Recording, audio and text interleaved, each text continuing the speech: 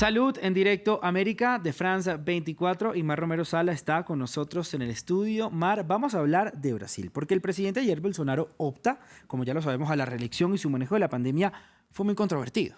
Hola Raúl, así es, ¿no? Digamos que podemos decir que raya incluso en el negacionismo, Sí. aunque nunca dijo que el COVID-19 no existiera o que fuera un evento planeado, pero sus formas de manejar la pandemia fueron verdaderamente controvertidas, ¿no? Algunos ejemplos, esto es cuando él estaba contagiado en este momento positivo por COVID-19 en julio de 2020 y salió a saludar a algunos de sus seguidores a pesar de tener un resultado positivo en ese momento, cuando además se recomendaba el aislamiento más absoluto para las personas que dieran positivo, ¿no? Siempre rechazó en general tomar medidas de distanciamiento social, de usar tapabocas en general también defendió tratamientos que están demostrados que no funcionan contra el COVID-19 como la hidrocloroquina y menoscabó la importancia de la pandemia en varias ocasiones. Todo esto de hecho le valió una investigación en el Senado por crímenes de humanidad y también un desfile de ministros de salud que fueron cambiando a lo largo de la pandemia. Pero bueno, vamos a repasar también algunas de sus declaraciones más polémicas a lo largo de estos años de pandemia. Escuchemos.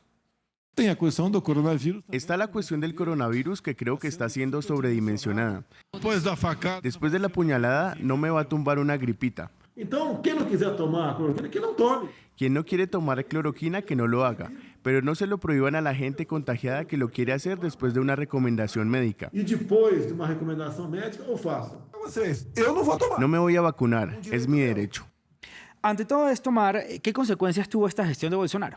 Pues definitivamente Brasil ha sido uno de los países con más casos y más muertes por COVID-19, aunque bueno, proporcionalmente con la población no tanto. Ahora repasaremos las cifras. Sí. En general sabemos que la pandemia golpeó duro a todo el mundo, ¿no? Incluso en países muy preparados hubo verdaderas tragedias, pero digamos que Brasil tuvo ese punto extra de tener morgues desbordadas, hospitales también, los cementerios, ¿no? Familias destrozadas y tener un presidente además que parecía no ver esa realidad. Yo recuerdo, por ejemplo, las tragedias que sucedieron en Manaus, en la Amazonía, ¿no?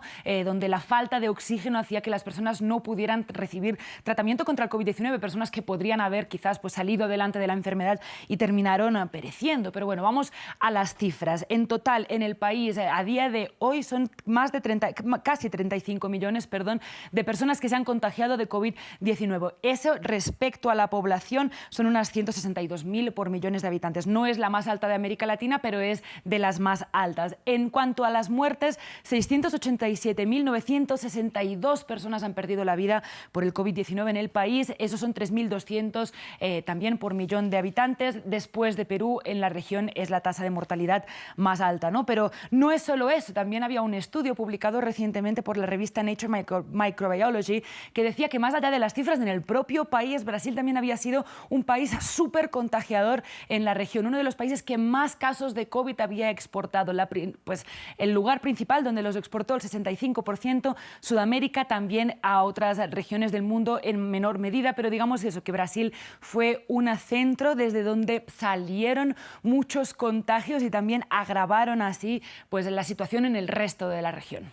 Mar, ¿influirá lo que ha pasado durante la pandemia de COVID-19 en estas elecciones del domingo? Pues lo hemos hablado algunas veces y hay un poco de opiniones distintas, ¿no? Algunos dicen que sí, definitivamente, que la pandemia ha sido un motivo de descrédito para Bolsonaro, otros dicen que hay una cierta amnesia, pereza de hablar, ¿no? de la pandemia y que además hay unos problemas de economía que podrían pues, opacar la gestión de Bolsonaro al frente del gobierno brasileño en estos momentos de crisis sanitaria. Sin embargo, verdaderamente sí ha llegado lejos la gestión o la falta de gestión, digamos, de Bolsonaro respecto a la pandemia. Y vamos a poner un ejemplo, que es una editorial publicada esta semana por la revista Nature, una de las revistas más prestigiosas pues, del mundo en términos de ciencia y de salud también, en el que básicamente critican y se dedican a decir que Bolsonaro ha desmantelado, ha destrozado cualquier tipo de política basada en la evidencia científica, ¿no? Eso, y que además los votantes de Brasil tienen una valiosa oportunidad para empezar a reconstruir lo que Bolsonaro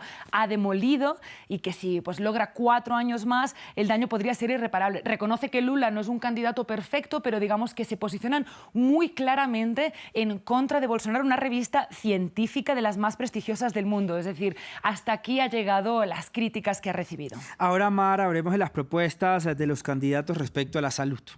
Pues tengo que decir que no son tan claras y no son tan concretas, y quizás por eso también nos muestra que el tema pandemia quizás no es lo que más está pesando en este momento, aunque debería hacerlo, ¿no?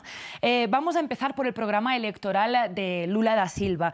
Menciona, por ejemplo, específicamente reimpulsar la campaña de vacunación contra el COVID-19, también fortalecer el Sistema Único de Salud, como le llaman el SUS, ¿no?, que es el Sistema Público de Salud brasileño, y quiere regresar a algunos de los programas que él ya impulsó cuando ya era presidente. Por ejemplo, Mais Médicos, que es un programa de cooperación con los médicos cubanos y con la OEPS, y también Farmacia Popular, unos programas que servían para hacer más accesibles medicamentos a la población general, que Bolsonaro, por ejemplo, recortó en su momento. Habla también de innovación tecnológica y social para combatir el cambio climático y las amenazas de salud pública, y menciona el derecho al acceso a la salud de mujeres y población LGBT, para que nos hagamos una idea de los trazos generales. En cuanto a Bolsonaro, en cambio, ¿no?, por su parte habla de disminuir la presión sobre la atención sanitaria, intentando que estas personas hablando de prevención, ¿no?, por ejemplo, con programas de nutricionistas que hagan que las personas estén en un mejor estado de salud y no tengan que ir al médico. También habla de que la población va a envejecer, hace énfasis en eso, y que el sistema de salud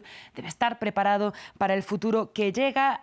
También recalca el PRONON, un programa de atención oncológica, ¿no?, basado en expandir, digamos, el acceso a la asistencia en esta enfermedad, reforzar también la salud digital que vimos durante la pandemia, que fue una de las claves para atender a las personas, y, por supuesto, un poco en su línea económica de alianzas público-privadas entre los sectores de la salud públicos y los sectores de la salud privadas. De nuevo, trazos generales, pero más o menos esto es lo que ponen sobre la mesa. Mar, como siempre, muchísimas gracias por toda la información de salud. Muchas gracias a ti, Raúl.